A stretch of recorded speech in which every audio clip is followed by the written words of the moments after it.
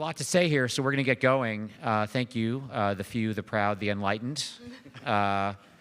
So I'm joined here on this panel by Toby Jackson, who's the CTO of Mainstay, Carey from Cooley, Mike Goldstein from Tyton, and Phil Hill, who's been sort of narrating this drama over the past couple of months. And I just want to start by thanking, I'm Ryan Craig, and I want to start by thanking the Department of Education for putting in motion a unique constellation of events that has allowed a dream to come true for me, which I've always wanted to start a panel with the question, what the hell just happened?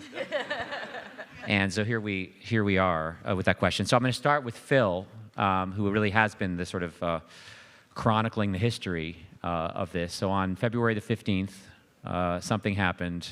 What was it? So a quick summary of it is there was a notice that was tied to the notice about comment period for bundled services exception, which deals with OPMs. And then they added a new Dear Colleague letter that dealt with third-party servicers, which prior to this had been defined and understood clearly to be companies that handle financial aid, so directly involved in financial aid processing. The new Dear Colleague letter that we're talking about and that you're here for, so I won't say too much about it, drastically expanded the definition of that to, instead of just being those who worked on Title IV programs, as in on financial aid, it expanded it to any educational program that was eligible for financial aid. And then if you follow the logic through it, it captured the vast majority of the edtech industry. And that led to existing guidance and regulations on third-party servicers, including non-foreign ownership. You couldn't have ownership outside or operation outside of the US, and a whole host of what I would consider as unintended consequences. So there was a Dear Colleague letter that did a drastic expansion of it that came out on February 15th. So what? Let's go, Mike. So what? Well, there seem to be two camps at the moment. One is, oh my God, civilization as we know it has come to an end. And the other is, not to worry, this is all going to go away. And the truth is somewhere in the middle. This was not unintentional, but not well conceived. And the question now is a little bit less what and a lot more why. Why was this pushed out? One piece of intelligence which I think is useful is that this likely was not derived from the bowels of the Department of Education. This came from a higher level of policy. So while the mechanism is highly questionable and doubtless is going to be radically revised, what is intended, the why of it, is very important that we in the edtech industry understand and prepare to manage appropriately. All right, so we're not answering my questions anymore. So what? But I'll let Kate just give like an introductory statement. Go ahead.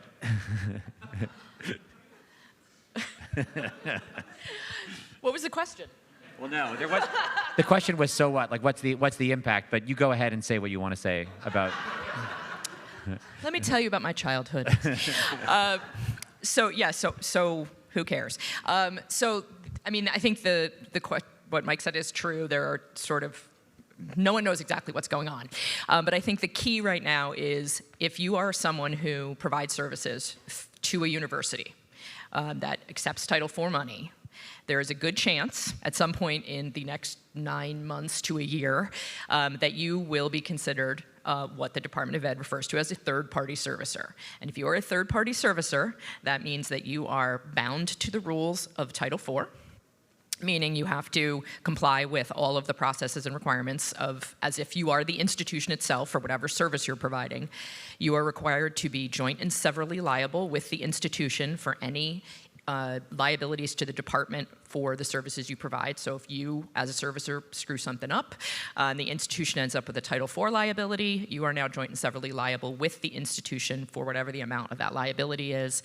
And there are also very specific contract terms that you would have to include in your contract that would have to be added. If you're currently not a third-party servicer, your contract will have to change.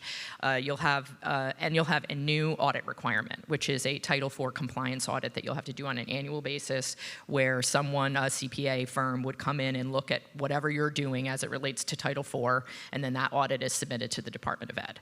So you will be under the Department of Ed's oversight and scrutiny to accomplish what Mike was talking about, which is wanting to see the transparency about the institutional relationships with vendors. That sounds about as fun as seeing how high you can count. Yes. And costly, too. So Toby, maybe talk a little bit about what Mainstay does and what the impact would be. Sure. So Ryan mentioned like unintentional consequences.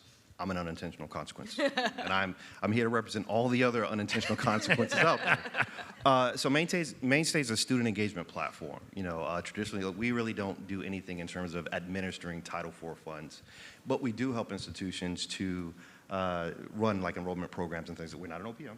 You know, we're a SaaS-based, you know, SMS texting platform, you know, for a number of use cases.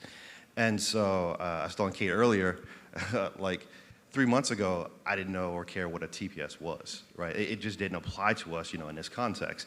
All of a sudden, I care deeply about what a TPS does, as it does have a significant impact, potentially on us.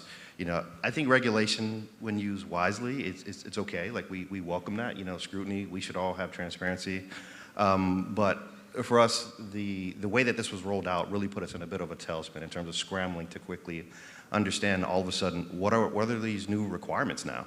You know, for many of our partners, they're very confused as well. Like, what do we do? Like, how do we, you know, we're going into contracts and we're not sure. Maybe we should pause and wait. And so it's just, you know, there's a lot of overhead that kind of came with this as a result of it.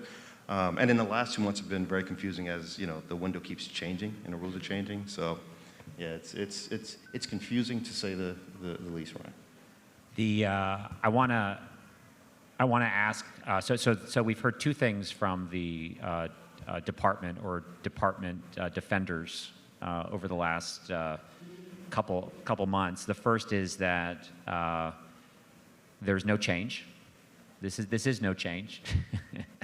The second is that we're focused on affordability and getting costs down, and so this is a mechanism for doing that. So I would like each of you, maybe starting with Phil, to feel free to ridicule either or both of those statements.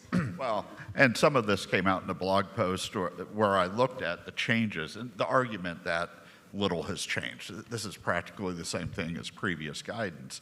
And basically, from a word count perspective, it wasn't that big. But that addition was what I mentioned before, companies who help with educational programs eligible for financial aid, as opposed to processing and handling financial aid. And that's all the difference in the world. Now it's like everybody who touches a Title IV eligible program. So it's just a ludicrous claim that there was no change. And it was deliberate. This was not accidental. They put that in there, and I have strong theories about why they put that in there, but it's a massive change, and you just can't argue it. And if there's a blog post if you want to read more, matter of kind, not degree. The other thing I would mention, my colleague Linda Morgan, who'd started looking at this, and if you look at we're doing this to reduce debt, if you take that argument, well, there should be some obligation to show that this type of thing, whether it's revenue share with OPMs or TPS, because they're tied together, that we have student debt that's too high because of these activities, but also that the guidance and the regulation, as you mentioned, and the auditing and putting the schools through the enormous burden of reviewing contracts and reporting companies, you should show how does that impact student debt. And So much money is going to be saved. yeah, by doing- spending tons of money. Although I will say one of my early points was this was the legal Full Employment Act of 2023. So Am I doing a good Thank job you, being a Department of Ed. neutral moderator here? I just want to check in on that. Go ahead, Mike. I think it's important to focus on why they did this. And a little bit of that came, how many of you were at the very illuminating session that Ted Mitchell and Jim Qual had? All right. I'm being seriously facetious. Because the intent, and in fact, it's interesting, Ted Mitchell, who was a great undersecretary, and by the way, Qual was a very highly qualified, very intelligent person. He kind of opened it up with, we're going to learn all about it, and then essentially not a word was said about it, about the guidance.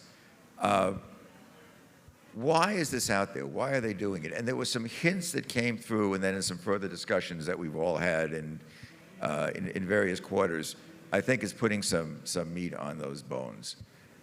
Department of Education has been under tremendous pressure by the General Accounting Office, its own Inspector General, Congress, many of the lobbying groups on the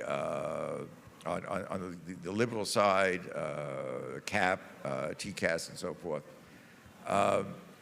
to get to the issue of why are college costs not declining with the apparent efficiencies of online and the services that are being provided? Why are they continuing to go up? How much of this money that is being spent is contributing to cost and therefore contributing to debt? They're tying this all back, and this is Qual's mantra, that what we have to do is dramatically reduce student debt, and in order to do that, we have to reduce student cost.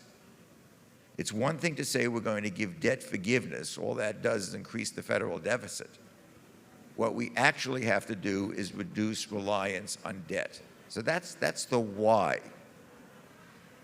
What they've done here is they've taken a blunt instrument. Somebody, and there are various theories. I will say that the dear colleague is so ineptly done that it could not have come from the Department of Education. There are many things in the department. One of them that is that they don't know how to write guidance. They're really good at that. This ain't one of them. So this came from somewhere else. But it's intended, and this is conversation with Kowal that many of us have had, or with his colleagues. This is intended to achieve transparency. We want to know deep in the bowels what's going on. What do those contracts look like? What's the money flow? Who's controlling it? They argue accurately they don't know. Now, there was an argument to be made of it's none of your business because this is a private relationship between the institution and others. Their argument is, hey, this is federal money that's being used for this purpose. So the question going forward is not what is, are we going to be subject to the rules of joint and several liability and annual GAGAS audits, but what is going to come out of this that will achieve the department's purpose? And I think it's going to be something, it's going to evolve into something different. But if we understand the purpose, we then can think about how do we counteract what we're dealing with now. That was good. I thought you were like putting on your tinfoil hat, but it actually ended up in a rational place. That's good. And it segues nicely into the other piece of that puzzle, right? So if you harken back a year ago where everybody was freaking out about what was going to happen with bundled services, right? You have this GAO report and what's going to happen, and in the end, we get a report that says, we need more transparency. We're going to update our audit guide. Guess what hasn't happened yet? There's no updated audit guide. There is an update to the for-profit school audit guide that now includes the third-party servicers, who are probably the least used of any of them, but that's the target became that. So we have no guidance, no updated audit guide, and so basically the GAO report, which was driven by the same messaging that Mike's talking about, came out with their conclusion was, let's get more insight into what's going on, and then they just haven't done it. So now, instead of doing that, which they said they were going to do 9 months ago, they launch into this new, let's get this info by making everyone a third-party servicer.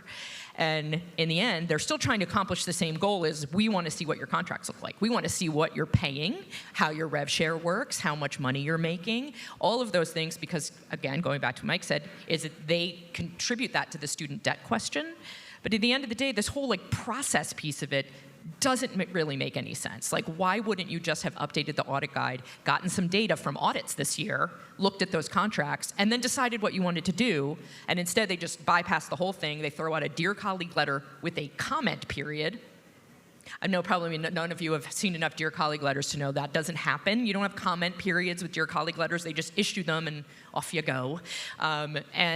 And then, of course, as we've seen, then they've had to backtrack repeatedly. And now we're going to get to that. Yeah, and we'll get to that. But I think that just understanding the link between the OPM as target because of the lack of transparency in the cost is what led to this TPS debacle. Anything you want to comment on? I just think that, and I'm going to take this in another direction as well. Because I just think, I don't have a steep background in higher ed. I've worked mostly in industry before this. And the thing that I find ironic is, in industry, what you typically find are two really big contributing factors to driving up the cost of providing a service or product. The first is just inefficient processes, right? The second one is government regulation. So I find it very ironic that this is the government's approach, to address the issue of lack of transparency and inefficiencies in the process.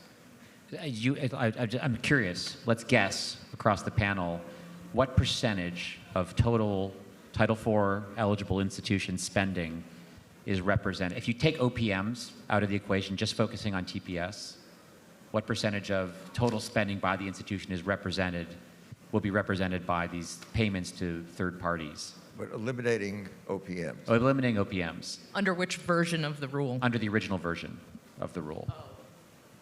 I would say probably 20% or less. I was going to say 10%. Yeah.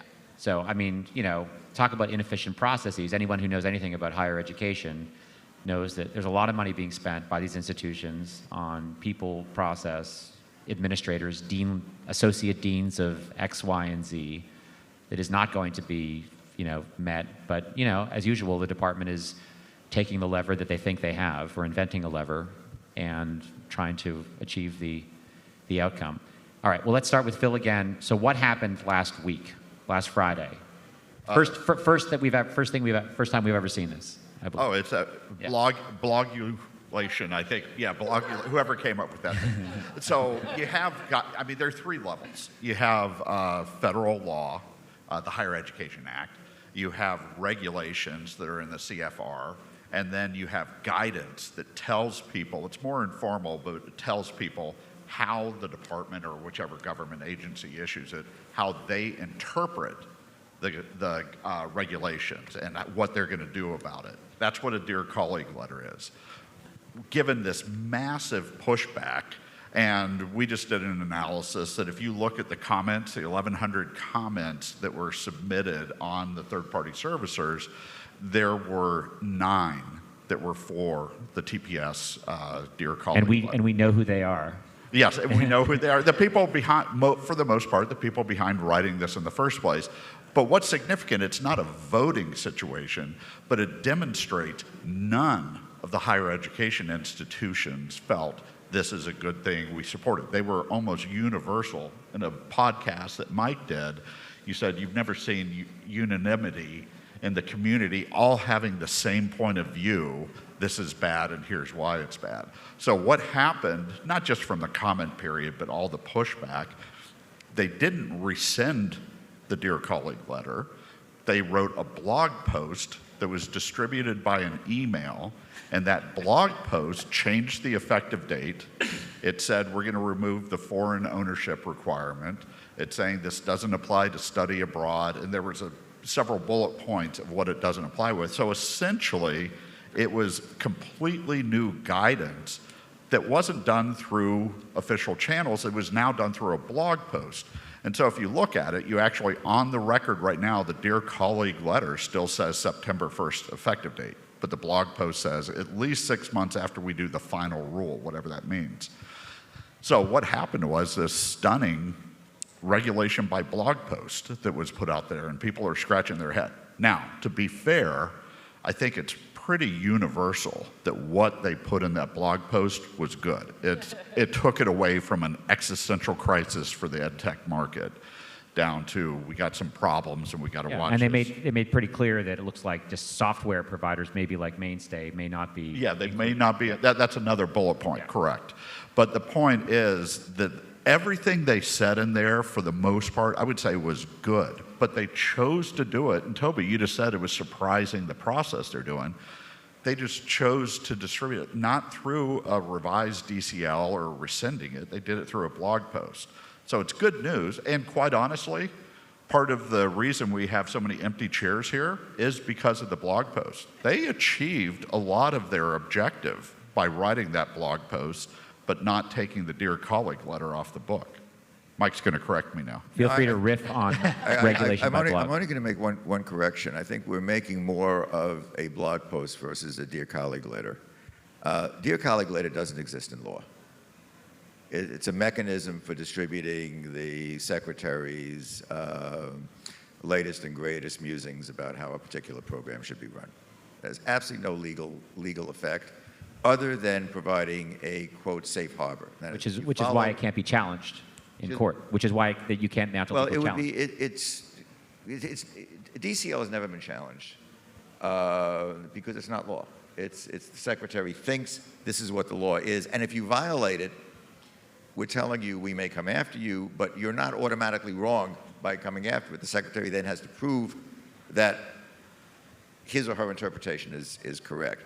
The fact that they disseminated a version of that by an email is simply the department has now decided, hey, this is the 21st century. Maybe we can use a different method of doing this rather than a Dear Colleague letter. I don't see any difference whatsoever other than people were kind of surprised. Well, actually, do you mind me challenging you on that? The GAO did a study, and there's guidance on how to run the agencies with their own with due process. There was a GAO report that looked in 2015 or 17 how the Department of Education issued Dear Colleague letters and what process they need to go through before they issue new ones. You have nothing in there when it comes to like blog posts. So isn't there a difference between that? It just means the GAO doesn't agree with how the Department of Education does it, and the GAO doesn't particularly like the way the Department of Education runs the Department of Education, almost in every respect. So the fact that the GAO said we don't like the procedure the Department of Education is following is the GAO being consistent and not liking the way the Department of Education runs itself. The lawyers can argue over this. It's a slippery slope to regulation by tweet. If Trump's Right. reelected, regulation by Again, tweet. we have not gotten to regulation by tweet, but look back a couple years and you'll see that that's. I'm not concerned about that. I'm concerned about what they've done, and I think we're being overconfident in what they did in the letter. I mean, there was another piece that was extraordinary in the blog post. The last paragraph was an apology. You don't often see that. You also don't often see the American Council on Education and the U.S. Chamber of Commerce having exactly the same position in opposition to the department. They're unifiers. You know, this is so. This is great. But what they've Brought done, us all together. It's amazing. yeah, Beautiful. it's wonderful. They really have united us in a way that's never been before. But what is interesting is they've set this up, and it's basically they've now tied it to the negotiated rulemaking. The negotiated rulemaking is going to start in a relatively short period of time. It's going to run into the fall. It will not be completed before the November 1 deadline, which means the new rules will go into effect on July 1 of 2025. They've now basically said that they are going to provide guidance keyed on the conversations in Neg Reg sometime later this year. So they're not going to wait. They're not saying, okay, we're putting this off to regulations. They're saying we are going to act on this, and we're going to act on this in the next 6 to 9 months. So, which is important. On the one hand, you know, Armageddon is not upon us. On the other hand, you know, that bright light in the distance, you know, is every possibility of fire as well as it is a sunrise.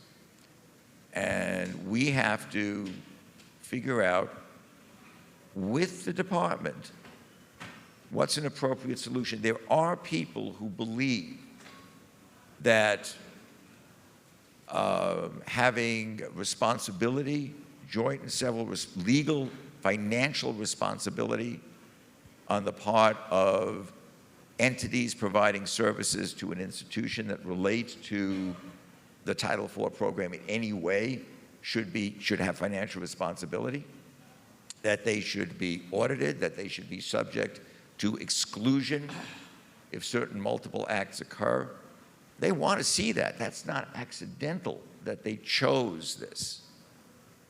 But the objective of the department, I believe, is to understand the ecosystem in ways that then will allow them to more responsibly regulate, if necessary, that responsibility. Now, you asked the question, what proportion is not OPM? And it's 20% is probably a pretty good guess.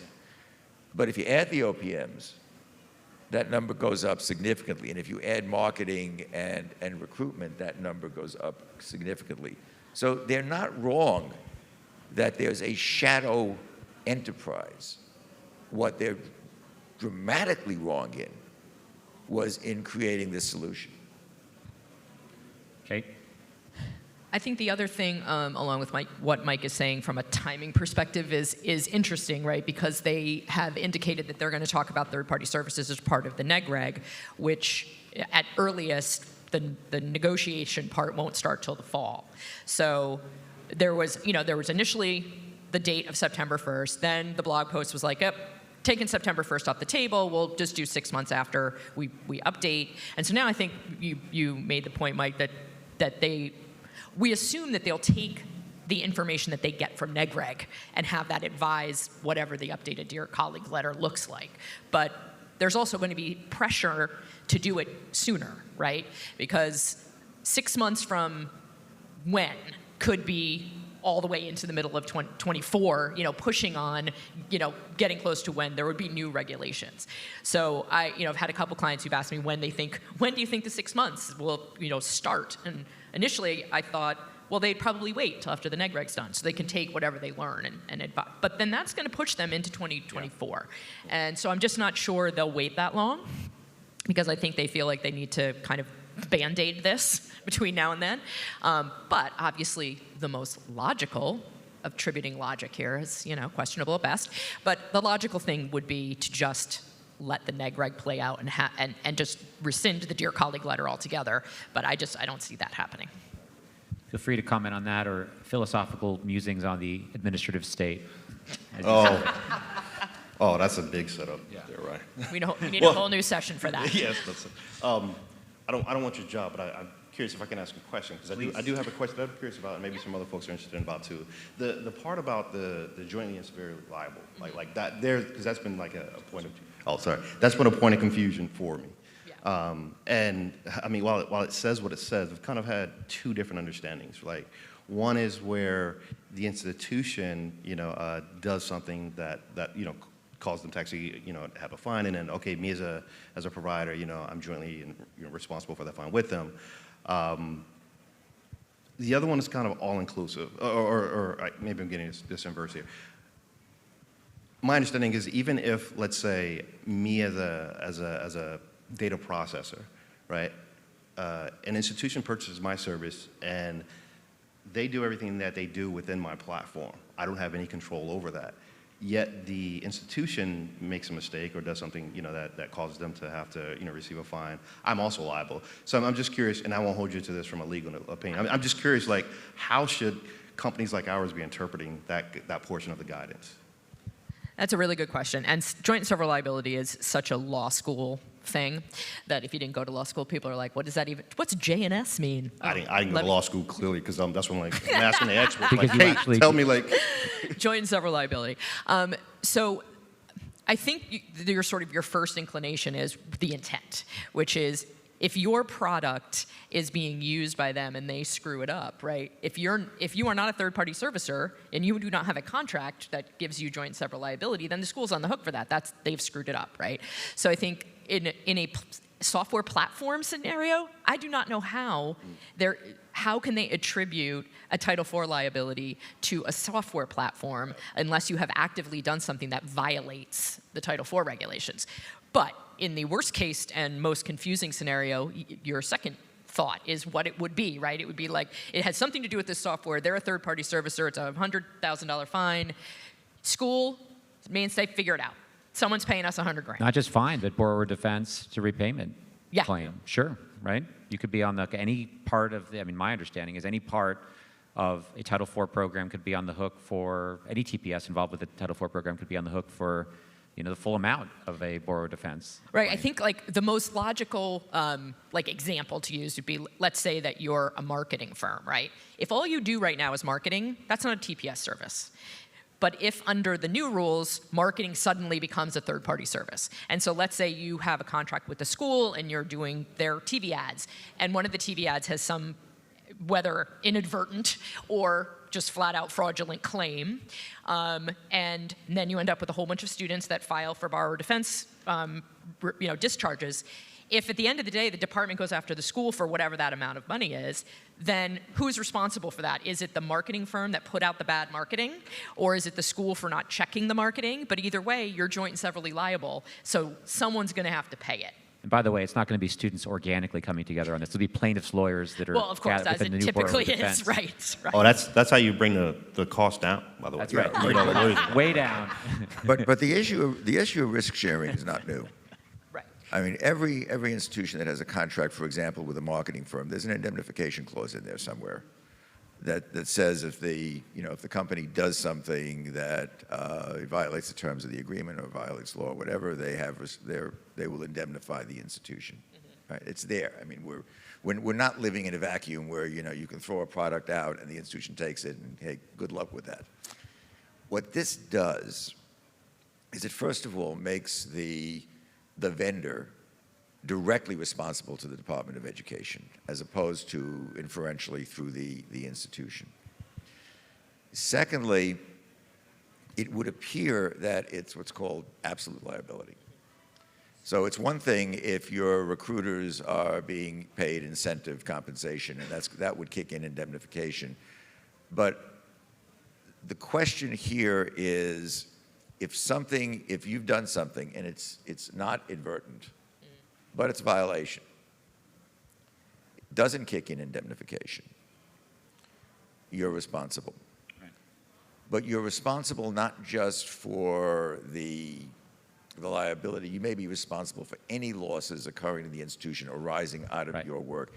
That can be a whole hell of a lot worse. So it's the same thing that's happening with the participation agreements, where there is a demand that owners up the chain, private equities, co-sign on the participation agreement. Whole new thing, has radically changed the financial structure. Yeah. Well, even if the investor's not being asked to sign, as an investor, I'm not excited about backing a company that has to sign up for that potential liability. So maybe that company doesn't get funded and launched, and that innovation doesn't happen. I want to ask, I have time for two more questions. The first is, what's happening behind the scenes now? What are we not seeing? I don't know, Phil, you want to start? Well, what we're not seeing, and I think it was already referred to, we referred to NEGREG, negotiated regulation, and listening there. But I don't think there's a whole lot of people who believe that's what's going to determine what's in the letter. There are conversations going on behind the scenes right now that are along the lines of how much can we modify the Dear Colleague letter, and I know this is a pejorative phrase, and get away with it. So they're recrafting it, I think, right now, and I think that we've already covered why, because you have to look at this through a political lens. They want something on the books, or I know it's not the books, they want something in 2024. They don't want to wait until the election occurs. So I think what's happening behind the scenes is what do we do? How do we get these people to not complain? So I think that's what's happening behind the scenes today. There's also a lot of lobbying from vendors that are behind the scenes trying to get political clout to push back on this that's not just through public comments. And not only vendors. The institutions are very concerned because there's a substantial cost to institutions. I mean, this is not one where, in a lot of the things that have been aimed at the OPMs and such, the institutions have set back and say, this ain't our problem. The institutions view this as very much their problem. There is a policy dispute, and I'm using that term intentionally, between policy arms of the government and operational arms in the department. And the Office of the Undersecretary is right in the middle of that. And there is, I know to a near certainty, that there is going to be ongoing negotiation between how much do we exact a policy which reflected significantly by the original Dear Colleague, and a more rational policy that would not be disruptive to the institutions as well as to a much, a much broader ecosystem. So this is education policy literally at the highest level. I think the other thing I would add to what Phil and Mike said was, if you are a vendor right now, and you are not considered a third-party servicer as far as you know, and all of a sudden you start getting questions about whether you are from your institutions, which I am getting a lot of those questions from both sides, from institutions and from from vendors who could be third-party servicers. And I've actually drafted a few of these responses. Tell the institutions just to tap the brakes, because I've had a few that are like, well, we're going to redo all of our contracts, we're going to do this, I'm like, don't do that. Because this guidance is going to change one way or the other. It may or may not exclude the vendor that you're thinking you now need to as a third-party servicer, but don't go around changing contracts and adding people to your e-cars and doing all this stuff, because we don't know yet what this is going to look like. So be sure that you talk to to your institutions before they add you, because it's going to create a lot of turmoil. And I think the other thing is, make sure the institutions that you work for are keeping you in the loop when they're making those decisions, because they can add anybody to their eligibility certificate without telling them. And then at some point, you're going to find out from the Department of Ed that you're listed as a third-party servicer. So make sure that you're having those conversations, because we don't want any of the institutions to jump the gun, and then all of a sudden now you are trying to back out of being a third-party servicer because it turns out it doesn't apply to you. So just something to think about. Toby, what's happening, 20 seconds, what's happening behind the scenes at vendors, at companies? What sort of conversations are happening in management at the board level? Certainly, it's trying to gain this understanding, right? Like, and it's understanding a couple of things. Number one, what is our exposure? Like, what is our risk here, right? What is our liability going forward? Understanding how are the institutions interpreting this as well? Is that going to have sort of a thawing effect on both, our ability to continue to do business as well as innovate? So those are the kind of conversation. So we're going to try to make time for one question, but before that, let's have predictions as to where we are, in a year and a half here. Let me just start by saying I think that there's agreement on the panel that there will be an expanded definition of third-party servicer. I'm reminded of 12 years ago, gainful employment, the department, for political, ideological, whatever you want to say, reasons, latched onto a phrase in the law, or a mechanism, in that case in the law here in regulation, and wanted to make something with it. And they're still making something of it today. So this is going to be with us for a long time, but where are we in a year and a half? Just quick Well, there will be something. There will be an expanded TPS definition. Keep in mind, 2U has filed a lawsuit, so there will be legal challenges, but that's going to take a while. But there will be an expanded. My prediction, it will cover marketing and recruitment is the primary expansion that they're going to do. That's a great prediction. Mike? Yeah, I would agree with that. I think there certainly would be an attempt to include OPMs. I'm not sure that the third-party service and mechanism is ultimately going to be relied upon. I think there are too many potential infirmities there, and they may come back with a different mechanism to accomplish what they're looking for. Kate? I think there's a potential that because we know that OPMs are really the target, that the way that they'll narrow the TPS will be to only include those that provide a bundle of services.